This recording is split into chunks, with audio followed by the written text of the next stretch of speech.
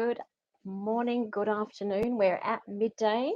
Welcome, everyone, and thank you so much for joining the session today. Really excited to have you in my house, actually.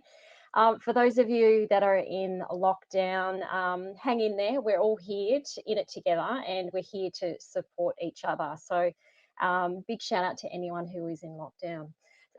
Firstly, I just want to thank the FCM meetings and events team and also the marketing team for helping bring this to life today. There's a lot going on today in this session. It is a live session, so we're actually going to be doing some live polling. So bit of housekeeping before I do get started. My name is Felicity Burke, part of the FCM consulting team based in Melbourne. You would have noticed coming into the session today, you are immediately on mute and we can't see you, so no camera. You're just seeing me and the presentation today. As I did mention, it's live. So on the right-hand side of the screen, you've got two options. One is a section for Q&A. And then there will be continued live polls right throughout today's session. We should run sort of 25 minutes and we'll allow for some Q&A at the end. I will attempt, if there's any sort of big issues that do come up or any big questions, we'll tackle those at the end of the call. Okay, great. So I think we've run through all of housekeeping, which is great. What we're going to do is jump straight into aviation. So the session today will be sort of broken down into aviation and accommodation. Now, obviously, a lot of the data that we use is based on Cirium data. We ran reports earlier this week to give you some updated statistics. We've also work in partnership with STR, particularly Matthew Burke, who works in partnership with us around the hotel and occupancy data, and our data for the vaccine updates. So I'm going to jump straight into it. I do have a couple of devices that I'm working off as we run through this live session. So we're around about 58% back to normal for airlines, which seems pretty phenomenal given where we were just under 18 months ago. So I'm going to just jump through a few slides around, particularly before we go deep dive into the airlines, is really just to talk around who has been traveling. So this information here is actually broken down into 6-month lots. So you can see pre-COVID for the last half of 2019, the industries that were the top industries that were traveling, technology and manufacturing, and they continued to be some of our top industries even during COVID. What's really interesting here, now we're only showing 7 industries, but what's really interesting here is the shift in financial services, but also the upward tick of mining and also construction. So you can see construction really coming to the fore at the back end of last year and the first half of this year. I think what's really interesting is as we start to have a look at these last 6 months of this calendar year, knowing we've got sort of 4 months left in the run, is a lot of other industries are starting to prepare and come out as they can, when they can, based on national borders, lockdowns, and so forth. These are global numbers. This data here is actually using the FCM global data. So a bit of an insight there. Again, this is not a representation of certain industries struggling. It's really representation of who has the business need to travel, who's also got the adaptation to use technology to use other than air travel as well. So a lot of online meetings, etc. So jump into some stats now. For those of you that have seen some of my prior presentations, this is one of my favorites because it really gives us a sense of 2 major domestic markets, both China and the USA. Both markets, slightly different timing of recovery, but you can see, obviously the middle of last year, both markets having, quite a significant reduction in air seats offered. Now, these numbers are based off Cirium data. As I mentioned before, the data was harvested yesterday. So it's all the latest information around seats being offered. So anything that's historical is pretty much what was offered during that time. anything that's forecast for seats offered, so for the remainder of this year, the last 4 months of this year, the seats offered are going to be subject to change. They're literally changing week to week. But what is encouraging to see is both China and the US, big domestic markets, as I mentioned before, their recovery and bounce back after particular COVID waves, whether it's their third or fourth wave, their bounce back is actually really quick. So some encouraging signs there. What we can't see is all the other countries. So what I'll do is taking away the US and China, you actually start to get a better lens on what's happening. Okay, so with the Australian market, India, and also New Zealand. New Zealand is sort of under the radar. It's one of the lower lines in the graph. But where we have markets with, again, heavy domestic air traffic, they have typically had a good amount of recovery, albeit India and Australia still going through series of different lockdowns over this last sort of seven months. I think what's really encouraging is these markets are all moving at different paces, but it's all upward. Okay, it's all an upward focus. We'll talk a little bit more about Hong Kong and Singapore in a minute, because they're two markets where obviously the domestic travel is zero. So we need to talk about how do those two markets in particular start to open up their borders for air travel. Peeling it down a little bit closer to home, looking at the Asia Pacific market. So here we're using same airline seats offered in 2019 versus last year versus this year.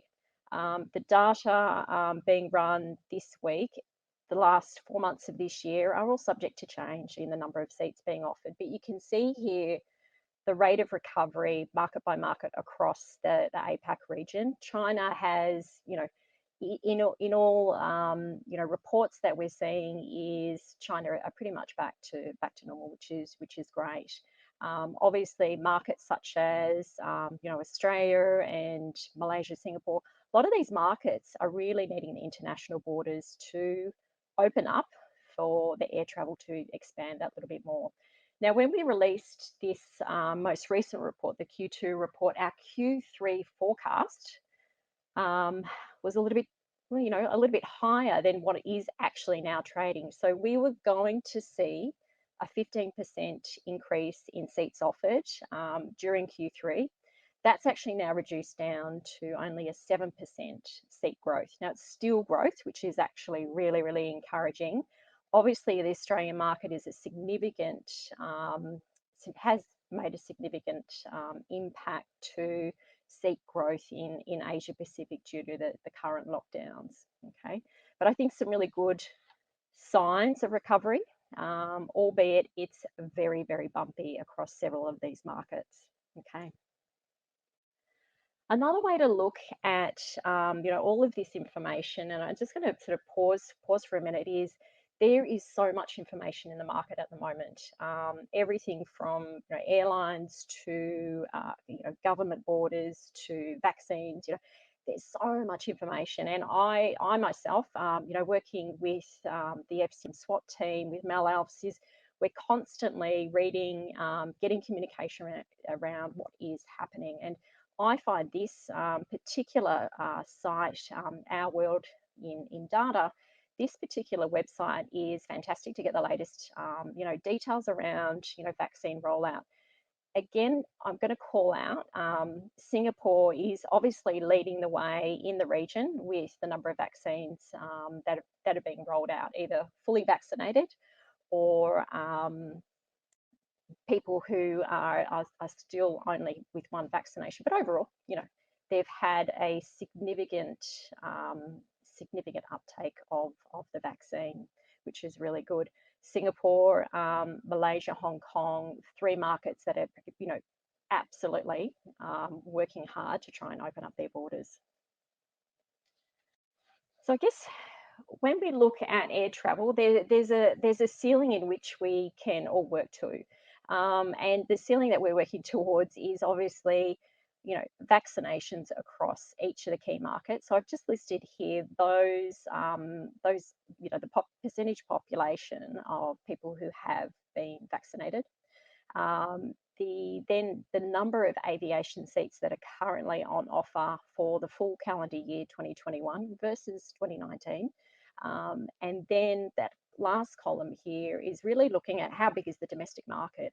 As I mentioned before, Hong Kong and Singapore don't have domestic markets. So it's really looking at how do those particular markets start to open up. May explain why Singapore has such a high uptake of vaccine, and Hong Kong's not too far behind either. Again, both markets keen to open their doors. We know, during Q2 that both Hong Kong and Singapore were looking at a travel corridor or a travel bubble, and that unfortunately didn't go ahead. There's a couple of attempts for them to do that, and I think it's those countries that start to open up their borders. It's all around sort of going to develop new systems and processes to open up. Obviously, Australia and New Zealand, had the travel bubble, which lasted around about sort of 14 weeks, and by and all that was largely successful until a further wave with COVID happened between in Australia, causing the travel bubble between Australia and New Zealand to temporarily shut down.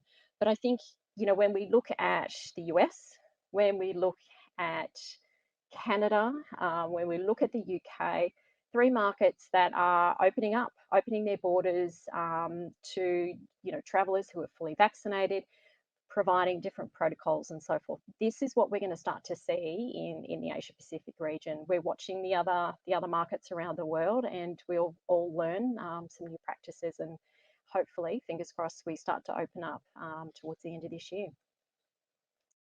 Okay, so we are going to move to our second poll, because thank you for those who did actually fill in the first poll at the start of the webinar. So I've just gone on my screen here. When we look at your corporate travellers, is how quickly are they likely to travel once lockdowns and borders start to open up? So it'd be great to sort of hear from you around how quickly your travellers are going to start to bounce back. When we did the state of the market research around about 12 months ago, and we released the report around how quickly people thought they were going to return to travel last year, it was it was interesting. A lot of people thought they wouldn't start travelling for 3 to 6 months. What we've noticed is over the last 12 months, we have been able to travel for work, and the bounce back has been a little bit quicker each time that we come out of lockdown. So some great results there. And if you don't get to complete the poll now, you can go in and put in your responses. Sorry, I'm just watching the results on screen here too. So some great indicators. Obviously the majority of you listening in today are sort of saying, you'll return, business travellers will return pretty much straight away. So that's encouraging signs. Great, good. Okay, so when we look at, we've looked at markets. Now I just want to spend a little bit of time around the airlines, because I think this is where it starts to become a little bit more evident globally of what's happening. And these are the top 15 airlines around the world as at this week, the number of seats that they're offering for 2021, and how does that compare to 2019. So you can see that dotted line, that's that's the current global average of airlines returning back to sort of the average number of same seats that they had in 2019. So I think when we look here, the average airline is back around about sort of 68%. Okay, so there's a little bit 32% left to go. When we look at the Asia Pacific airlines that aren't in the top 15, we've got airlines such as Qantas, Virgin, Air New Zealand, Cathay Singapore. A lot of them still have a lot of way to go to return back to their 2019 volumes. And again, pointing out Cathay and Singapore Airlines as two prime examples, airlines that are going to be bursting to get back out. Now, with these numbers, it does not mean that there are aircraft flying now that are 100% full. That is not the case. There are varying levels of occupancy on those flights. So the yield typically at the moment is fairly low. A lot of cargo replacing passengers to some extent. A little bit closer to home, for those of you based in Australia, and I know there's a few international people that have dialed in, so thank you. But when we have a closer look at the Australian market, this for me is actually quite an emotional graph, because I've been in travel for over 25 years, and it's quite amazing to see a graph like this, where the vulnerability and the bumpy ride that the airlines have had over the last sort of 12, 18 months, they're bouncing back. It is really tough, and my heart and the rest of the FCM hearts go out to those that are in the airline industry. We really hope everything bounces back really quickly and we stabilise pretty soon.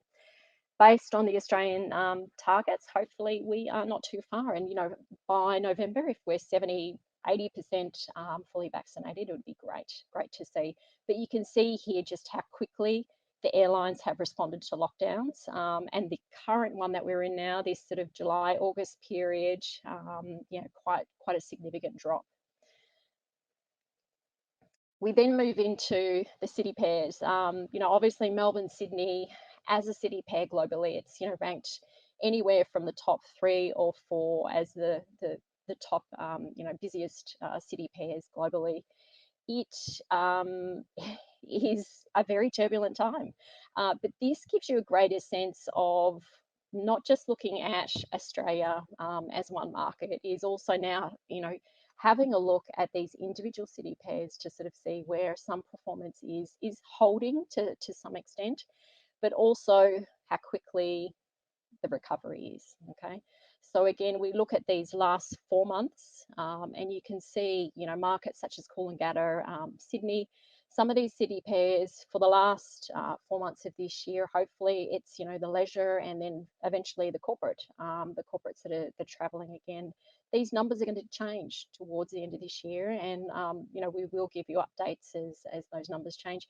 As we look into 2022, again, a different landscape. Again, it's a positive, upward return to travel with a lot of these city pairs.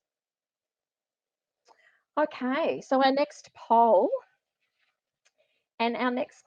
is really just focusing on, when you're reviewing your supply contracts. So we've talked a little bit about, the airlines.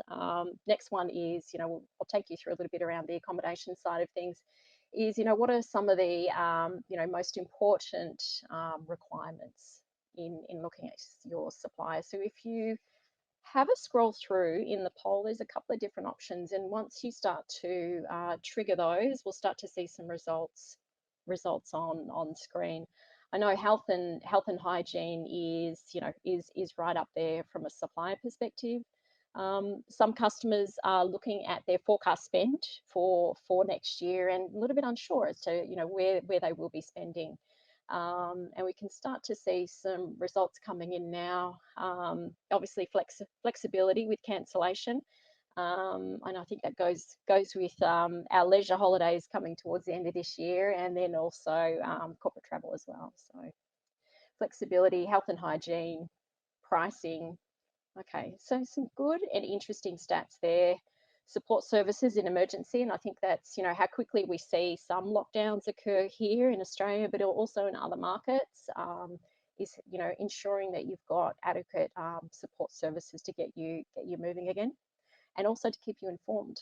Keeping you informed on your apps is a absolutely critical part of our travel journeys now. Great.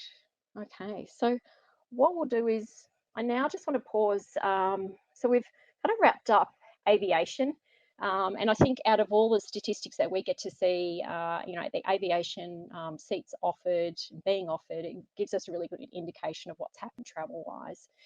The other part of it is also looking at the occupancy levels.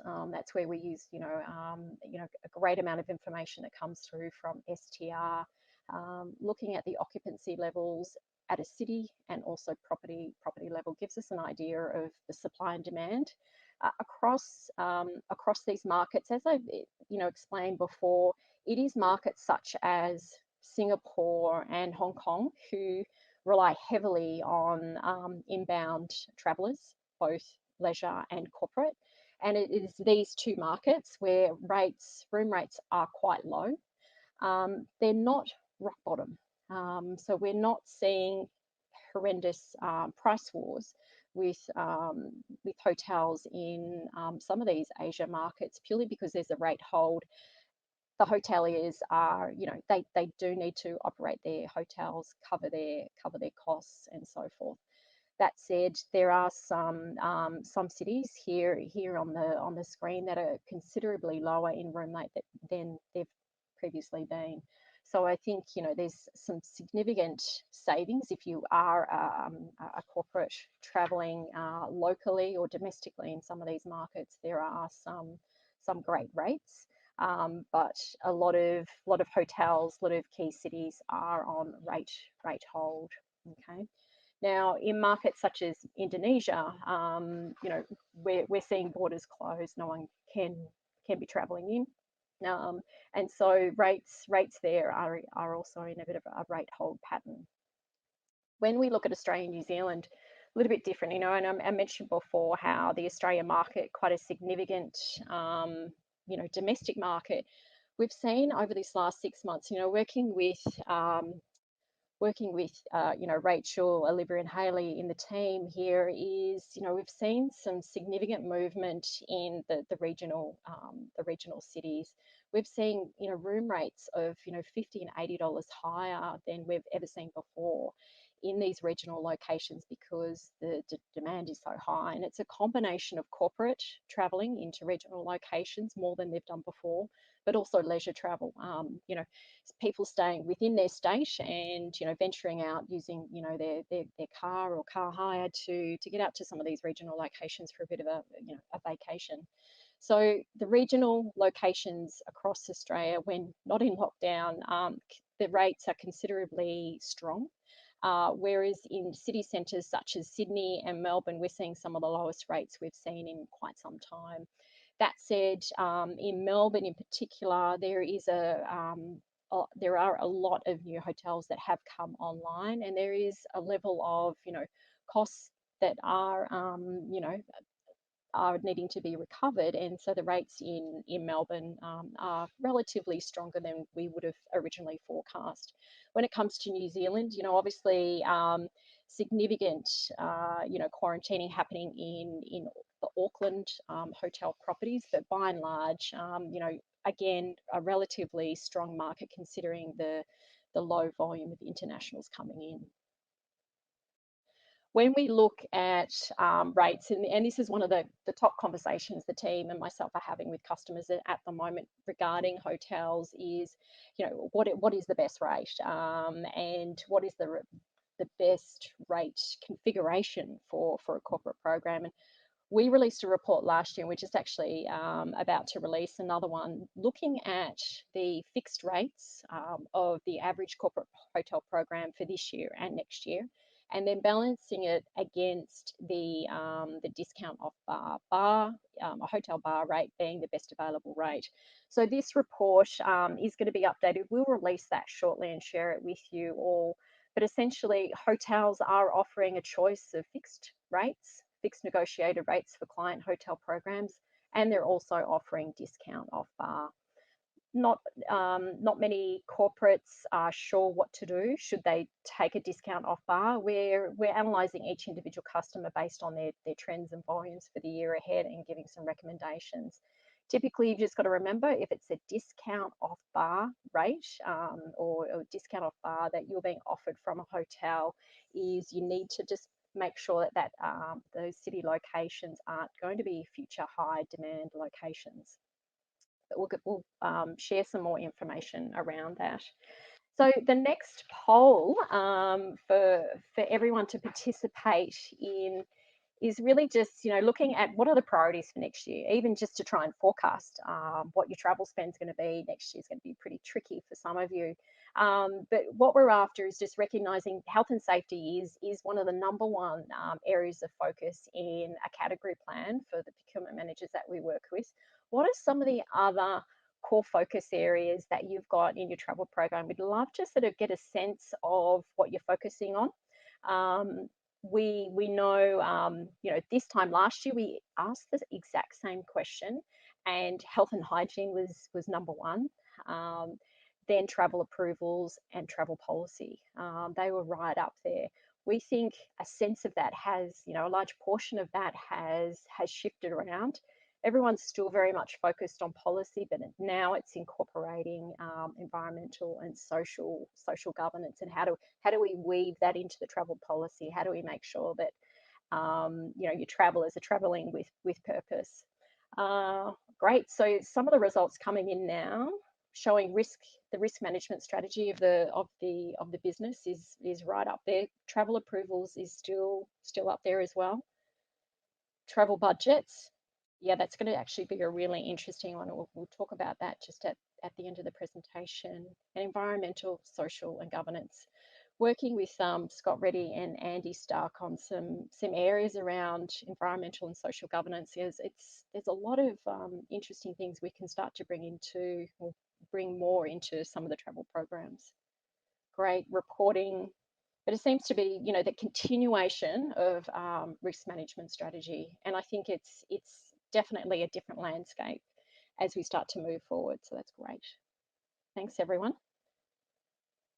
Great. So as we just, looking at the priorities, we've got here, the results of the poll, risk management and travel approvals being right up there. Environmental and social governance is ranked about fourth for those who have dialed into the poll today. We're seeing quite a significant number of inquiries from our customers around when we go out to market for airline, car hire, or hotels, is how do we incorporate the procurement codes of each individual corporate customer? Those procurement codes being environmental, social, governance, and 70% of the procurement teams are wanting to weave in different strategies around environmental and social aspects based on the business that they're in.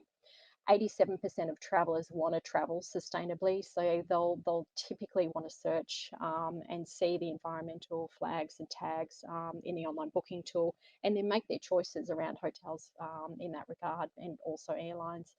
But interestingly enough, 10% of the travel industry, 10% of the greenhouse gases are generated by the travel industry, which, that's pre-COVID statistics, and I'm sure that's, a lot different today. But as we start to really ramp back up in travel, everyone is focused on traveling with purpose and definitely treading lightly.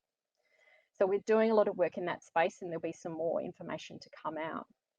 So to sort of wrap, we've had a bit of a deep dive through the air and accommodation side of what's happening, particularly around the Asia Pacific region. These are the top areas of program focus that we're looking at. Definitely price volatility is one area. What are people going to be paying by way of airfares and hotel rates? The traveller experience is going to change, and it will continue to evolve. It's going to impact the people, the process, and the systems. Some things we used to do as travellers that were just second nature and automatic, they're just going to continually evolve. The brands that we've worked with, the places that we go to, it's all going to change. So I think gearing your travellers to be adaptable, being fluid is another one. Ensuring that your travellers, when they do start to travel, that they've got the right information, the right apps to help them do U-turns if they need to pivot, and to be ready to launch and ramp up for travel when they can. There's definitely going to be a lot of mergers and acquisitions. We're seeing that particularly in the hotel space right now. A lot of new acquisitions of existing hotels. there's a group of hotels that have recently been purchased. They'll relaunch next year under their new owners with new branding. So there's going to be some new brands appear coming next year. That's in the hotel space. We'll see it in other areas of the travel industry as well. It's kind of an exciting time because I think we're going to see some things that we just never thought we'd see by way of, you know, brands, hotel experiences, and so forth. As I said before, being able to forecast what your travel spend is going to be for the future is tricky for some of the corporates that we're working with. And it's okay to do some initial forecasts and revisit those forecasts every month and every quarter. Certain things will be unpredictable. Your usual travel patterns are going to change, and that's going to impact your supplier deals as well. So you really sort of need to keep abreast of what your business is going to be doing versus your, you know, the contracts that you've got in place. And one of the last points here is really how do we all incorporate more around what we do today for business travel around the environmental and social governance elements. A lot of corporates that we're working with now have their own ESG strategies, and they're wanting to impart those on the suppliers that they're engaging with. So when we're going out to market for, you know, certain supply contracts, we're starting to really heavily assess how each individual hotel or each individual airline is you know, rising up to, you know, the different you know, targets that corporates have within their own business. So it's interesting to see that it is going to be a continued area of focus. And I know I'm not going to sort of talk around, you know, the political areas of the environmental side of things, but it is all the talk, and it is all the action that's happening now. So it's going to be definitely a strong focus into next year. So I guess I've taken you on a bit of a journey. You know, I think as at right now, we're, you know, globally, we're at 15.8% fully vaccinated, which is amazing. You know, some of the countries that are leading that charge are actually Singapore, you know, Canada, the UK, etc. So really great to see what's happening around the world. It is these numbers of people being fully vaccinated, the numbers are moving very quickly. And, you know, fingers crossed that we'll be, you know, heading back to travel towards the end of this year, particularly in Australia, and also for the Asia Pacific region. You know, I can't wait to get to another country and have a great vacation somewhere. So that's great. So that concludes my presentation. Now, as I've been talking, hopefully you've, you know, in addition to, you know, completing the poll, is also just putting some questions into the chat feature, and we might just actually hand to Kimberly from marketing is actually going to join me in a minute. We're going to start to go through the Q&A. Hi, Flick. That was amazing. Thank you. Excellent. So informative. And I've just, gosh, I've been writing notes the whole time. We have had a few questions come through. So if you've still got any more questions, please keep putting them into the Q&A section. And in the meantime, we'll just get you to answer throw some questions your way, if that's all right, Flick. Great. First question, when international borders reopen, are you expecting to see a big increase in airfare prices due to increased demand? Yeah, sure. I guess with any increase in demand, we need to have a look at the supply model. When we look internationally, and what we've typically seen in other markets is when air opens up, whether it's domestic or international, when air opens up, there's an element where we need, you know, the airlines do put out some specials, but those specials don't come straight away. So what I think will happen is it'll really come down to which airlines are open to travel into certain markets. I don't think initially the fares are going to be low, but as consumer confidence builds, whether that's leisure and corporate or just leisure alone, as consumer confidence builds and people are vaccinated, allowed to travel, that's when we'll start to see some discounted airfares. And those discounted airfares are going to purely be there just to drive drive up the demand. So it won't happen straight away, but it will happen for a short term afterwards, after that initial opening up.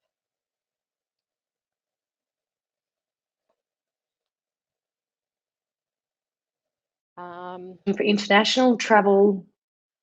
Oh, can you Sorry. hear me? Yeah, I Excellent. can hear you now. I did want to say Yes, you're on thank mute. you. And I'm not, yeah, gotcha. Thanks, Flick. So what is the expectation for international travel resuming? And what do you think FCM is planning for in that regard? Yeah, look, I think when we reflect back on some of the numbers we've literally just gone through around air seats offered, I get this really strong sense that the day international opens up, we're all going to have a strong level of confidence to do it.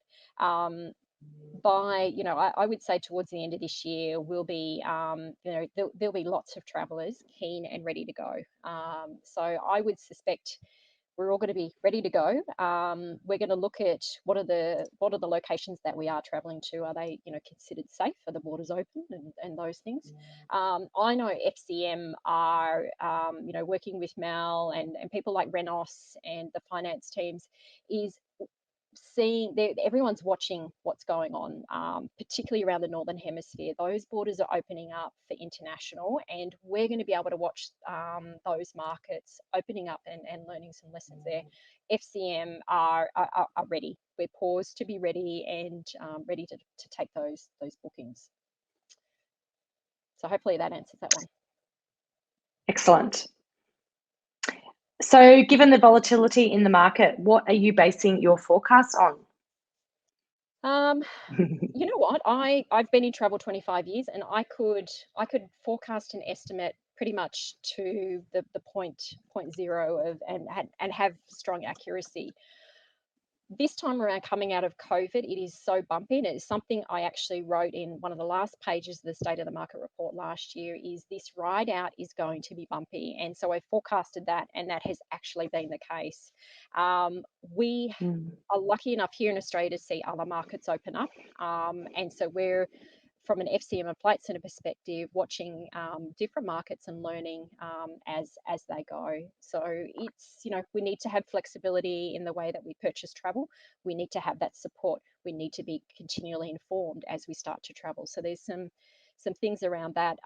Definitely next year, increases will be across both air and hotel, because rates and fares have been quite low this year just in the domestic market of Australia. So prices will start to increase. Excellent. Will the airlines adopt a no jab, no fly policy? What are our thoughts on that? Yeah, I as we rehearsed yesterday, Kimberly, talking about vaccines was something I wasn't that keen to go into because it's such a personal thing right now. But I would suspect it is going to be a strong expectation. When you look, it was one of those slides I shared with you, or just the vulnerability of the up and downs of these airlines alone is quite significant. So I think they do need to bring in a measure for themselves to be able to continue to operate in a safe and stable environment. Amazing. Indigenous participation, as we know, that's a very hot topic at the minute. What do you think are the best opportunities for us in the travel space in that area? It's a big question. That's a really big question. It's possibly its own hour Yes. session. It's in everyone's conversation. So I think that is one really important thing we within the travel industry have brought in, is we've brought it into the conversation when we're talking with suppliers, when we're talking with customers.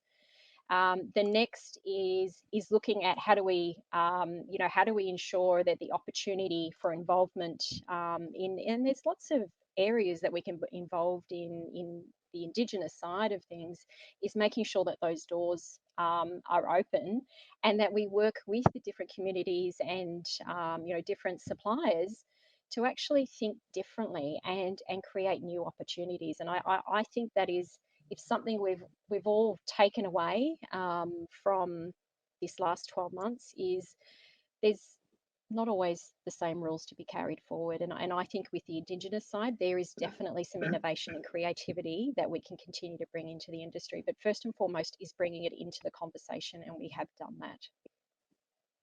Yeah, that's a really great answer. Thanks, Blake. What do you see changing in the category manager's role post-COVID? Do we see it changing or the focus changing here? I think the focus will change. Long gone are the days where you would just read your data, and that was it. And you would just look at who was within policy, and are our suppliers meeting their volume targets and so forth. Long gone are those days. It's you need to be more fluid. There's the environmental side. There's making sure your travellers are informed and feel safe to do so, and that travel is done with purpose. And so I think there is going to be a level of change. We're seeing that with some of the key contacts we're working with individually. Some of those people have changed their roles.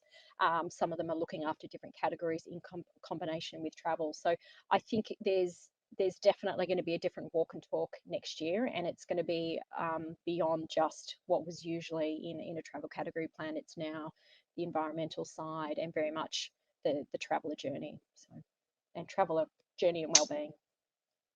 Yeah, absolutely. So if a property has been part of the quarantine program, are our clients saying that this is something they wouldn't want to contract post-COVID, or is this, are clients generally happy that they would contract that hotel again? I would have to say this time last year, 80% of customers were unsure, absolutely unsure what it all meant to go back and to use a hotel after it had been cleaned, thoroughly cleaned after being a quarantine hotel. So I think now what we've seen, the level of confidence of travellers, the level of confidence in the procurement teams, is there's maybe 5% of corporates that are unsure. We work with the hotels to make sure that when their hotel's back online, that they've communicated what their strategy was, what was their go-to market, opening dates, getting those hotels back into circulation for booking and so forth. So I think it's a very small group of procurement teams who are still uncertain. Okay, last question for the day, because we're conscious of time. Do we think travel program costs will increase in FY22? And, I think we've already touched on why we think that may be, but if there's anything you want to elaborate there on, Flick. Yeah, sure. I think we've seen costs increase this year, and I mentioned those regional locations, Kimberly, we've seen costs increase, hotel rates that we've never seen before, and that's just demand.